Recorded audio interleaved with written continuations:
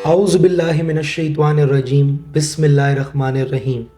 السلام علیکم۔ حسنین سرفراز اسلام اور سائنس سے آپ کی خدمت میں حاضر ہوں۔ جیسے میں نے کل کہا تھا کہ ہم قرآن مجید شروع کریں گے، تو آج اللہ تعالیٰ نے مجھے یہ موقع دیا کہ آپ کے ساتھ پہلی سورت سے آغاز کروں۔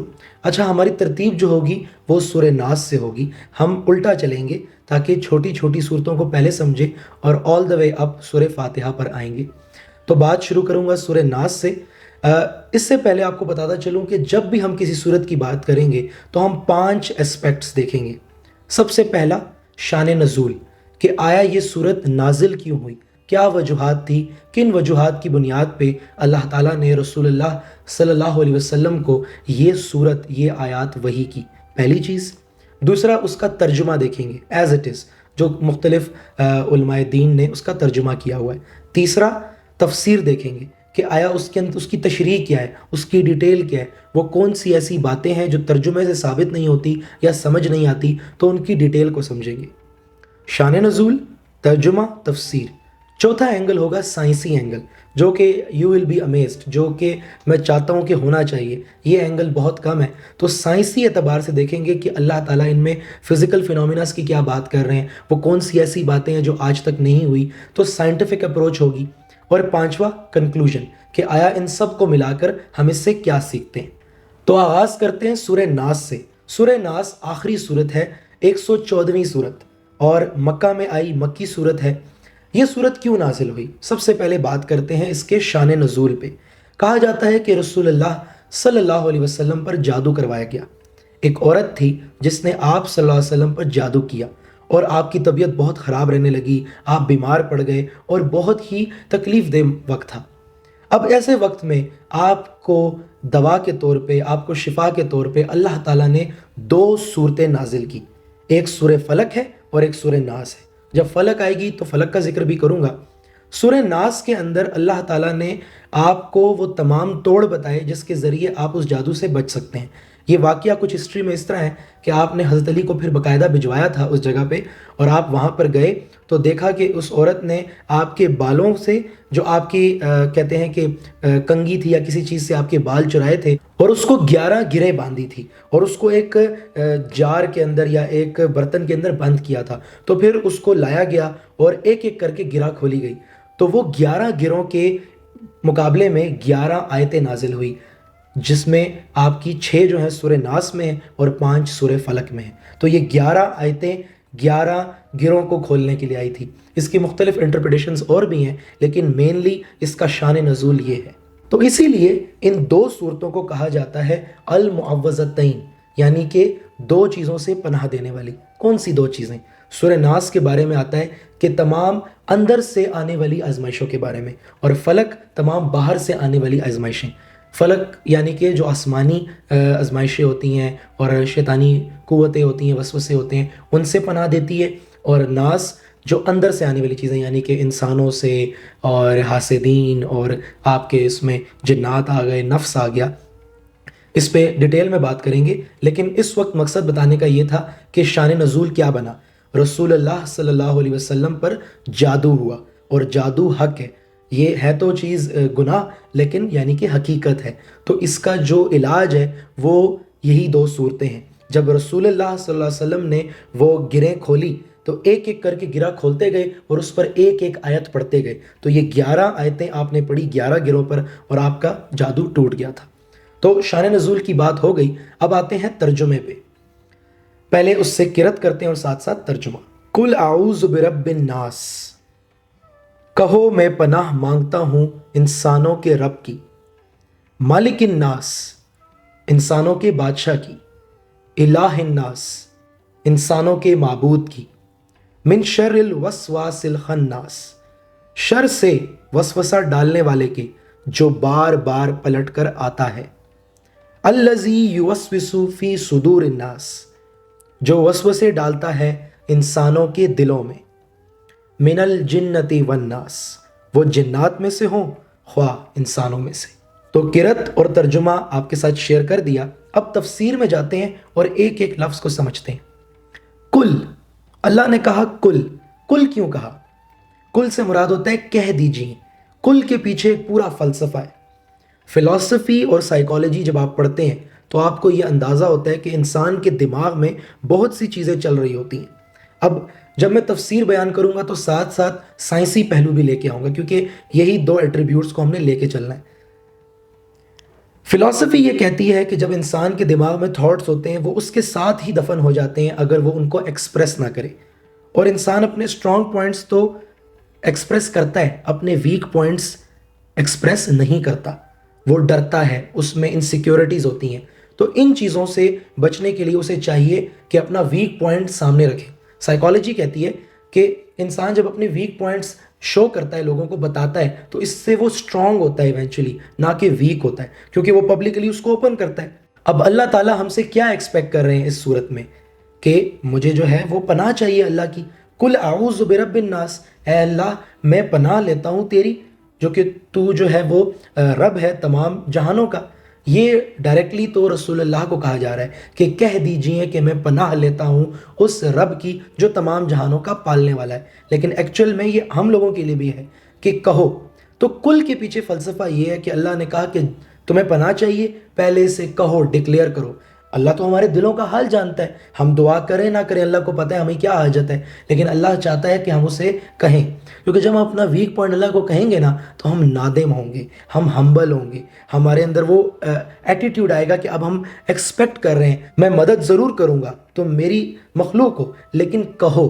تو اس کے پیچھے پورا فلسفی اور سائیکالوجی کا کانسیپٹ ہے کہ کل کہنے سے انسان جو ہے اس فیز میں آ جاتا ہے جس میں پھر وہ اپنے آپ کو سبمٹ کرتا ہے، دوسرے بندے کو الاؤ کرتا ہے کہ اس کی پازیٹیو یا نیگیٹیو انرجی اس کو افیکٹ کرے۔ آگے بڑھتے ہیں۔ اعوذ کا مطلب ہوتا ہے پناہ میں آنا، کس کی؟ رب الناس، وہ رب جو تمام جہانوں کا پالنے والا ہے۔ مالک الناس، جو کہ بادشاہ ہے تمام جہانوں کا۔ اللہ نے اپنے آپ کو بادشاہ کیوں کہا یہ میں تھوڑی دیر بعد ایکسپلین کرتا ہوں۔ اگلا ہے الہ الناس، الہ الناس کہ تمام لوگوں کا معبود ہے۔ سائیکالوجی کے اندر ایک کانسیپٹ ہے social interaction psychology. Social interaction psychology یہ کہتی ہے کہ انسان نے اگر کسی کو قائل کرنا ہے تو وہ 3 بنیادوں پہ کرتا ہے، مائنڈ، باڈی اور ہارٹ، یا یوں سمجھ لیں مائنڈ، باڈی اور سول۔ جب آپ نے کسی کو قائل کرنا ہے، جب مارکیٹنگ کے لیے کوئی برانڈز کسی کو قائل کرتے ہیں تو وہ اس طرح سے پروڈکٹ پچ کرتے ہیں کہ اس کے مائنڈ کو ٹارگٹ کرے، یعنی کہ لاجیکل اس کو اسپیکٹ میں لگے کہ یار یہ پروڈکٹ تو بہت اچھا ہے، اس کو فزیکلی ٹارگٹ کرے، یعنی کہ وہ سمجھے کہ یار یہ تو میری لائف سٹائل کا حصہ بن جائے تو بہت اچھا ہوگا، اور اس کو جو ہے سول لیول پہ ٹارگٹ کرے، یعنی کہ ہارٹ لیول پہ اس کی فیلنگز کو ٹارگٹ کرے، سائیکالوجی میں جسے فیلنگز کہتے ہیں، یعنی کہ اس کے لاجک کو، اس کی فیلنگز کو اور اس کی باڈی کو، یعنی کہ اس کے لائف سٹائل کا حصہ بن جائے۔ اسے سوشل انٹریکشن سائیکالوجی کہتے ہیں۔ اب آپ دیکھیں کیا خوب اللہ تعالیٰ نے یہاں پہ بیان کیا ہے، رب الناس، ملک الناس، الہ الناس۔ رب الناس میں اللہ کیا کہہ رہا ہے کہ میں تمام جہانوں کا پالنے والا ہوں۔ اس میں اللہ انسان کے مائنڈ کو ٹارگٹ کر رہا ہے لاجیکلی، کہ جو کفر بھی اختیار کیے بیٹھے ہیں یا مسلمان ہیں وہ لاجیکلی سوچیں کہ ہاں یار اس جہان کو تو اللہ پال رہا ہے، تو لاجیکلی قائل کر رہا ہے پہلے اللہ مائنڈ کو۔ پھر مالک الناس، اللہ جو ہے وہ بادشاہ ہے۔ ایک عام بادشاہ جو ہوتا ہے نا وہ آپ کے مائنڈ کو نہیں پکڑ سکتا، آپ کے کیا تھاٹس ہیں، آپ کے دل کو بھی نہیں پکڑ سکتا، لیکن آپ کی باڈی کو کنٹرول کر سکتا ہے کیونکہ اس کے پاس فوج ہوتی ہے، طاقت ہوتی ہے۔ تو اللہ کہہ رہا ہے کہ میں تمہارا مالک ہوں، اصل حقیقی بادشاہ اللہ ہے۔ تمہیں اگر یہ اختیار کرنا ہے کہ تم میری پناہ میں آؤ تو اپنی باڈی کو بھی سبمٹ کرنا ہوگا، یعنی کہ اپنا لائف سٹائل میرے اور میرے رسول کے مطابق بنانا ہوگا۔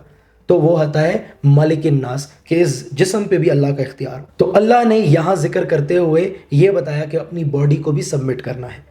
تیسرا الہ الناس، الہ سے مراد ہوتا ہے معبود، جس کی عبادت کی جائے۔ میں لاجیکلی کبھی کسی کی عبادت نہیں کروں گا، میں باڈی لیول پہ کسی کی عبادت نہیں کروں گا، میں دل سے کسی کی عبادت کروں گا، میں اپنی فیلنگ سے کسی کی عبادت کروں گا۔ تو عبادت کے لیے الہ، جب اللہ نے فیلنگ کو ٹارگٹ کیا، ہارٹ کو ٹارگٹ کیا، تو بولا الہ الناس۔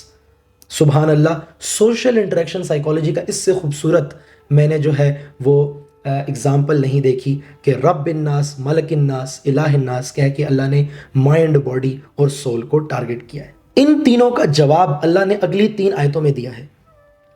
رب الناس کا جواب دیا ہے من شر وسواس الخناس۔ خناس کا مطلب کیا ہوتا ہے؟ دیکھیں کتنی خوبصورت، جیسے کسی نے اشعار پہ روئے ہیں، ناس اور خناس۔ خناس کا مطلب ہوتا ہے شیطان۔ پہلے خناس کو ایکسپلین کرنے سے پہلے میں آپ کو بتاؤں ناس۔ ناس کا کیا مطلب ہے؟ ناس کا مطلب ہے لوگ، انسان، لیکن عربی میں اس کا ایک اور مطلب ہے جسے کہا جاتا ہے بار بار بھول جانے والا۔ انسان کی عادت ہے بھول جاتا ہے بار بار۔ آج ہم توبہ کرتے ہیں، کل پھر گناہ کرتے ہیں، پھر توبہ کرتے ہیں، پھر گناہ کرتے ہیں، یہ تہیہ کرتے ہیں کہ دوبارہ غلطی نہیں کریں گے، پھر ہم گناہ کر دیتے ہیں۔ تو اس سے کیا مراد ہے؟ اس سے مراد یہ ہے کہ ہم جو ہیں بار بار بھولتے ہیں۔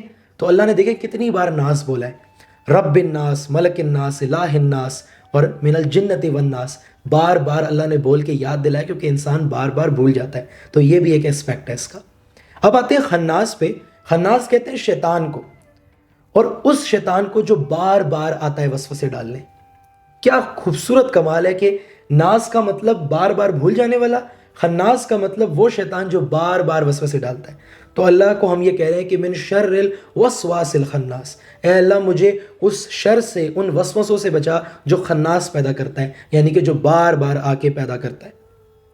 تو بار بار جب مجھے وسوسے آئیں گے تو اس کا لاجیکلی آنسر میں کیسے دوں گا کہ رب الناس؟ اس کا فیلنگ سے آنسر کیسے دوں گا؟ الہ الناس۔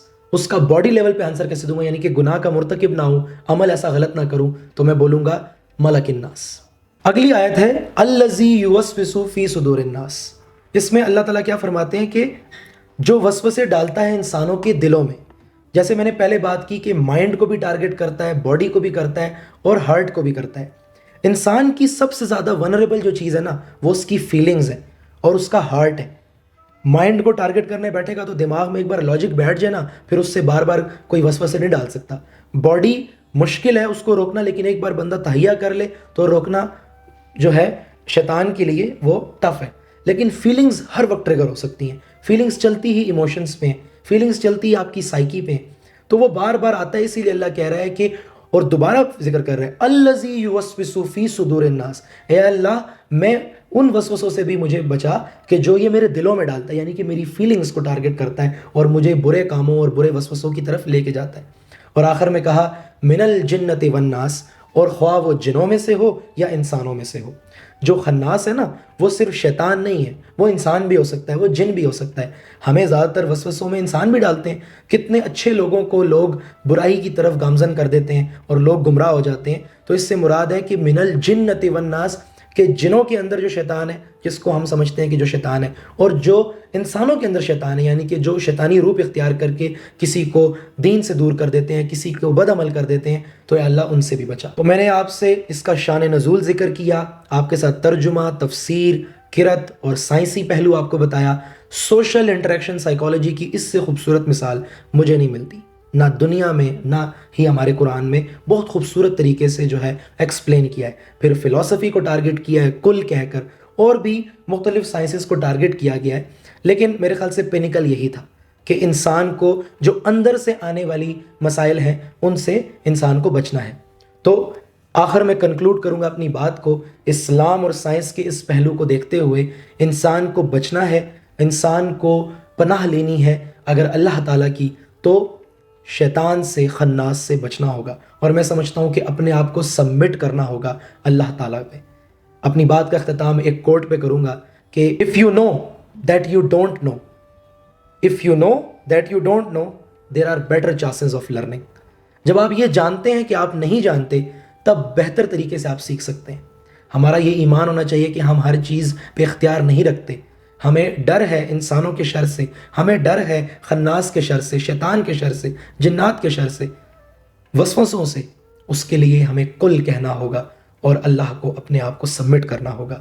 اللہ تعالیٰ ہماری اس کوشش کو اپنی بارگاہ میں قبول و منظور فرمائے۔ السلام علیکم۔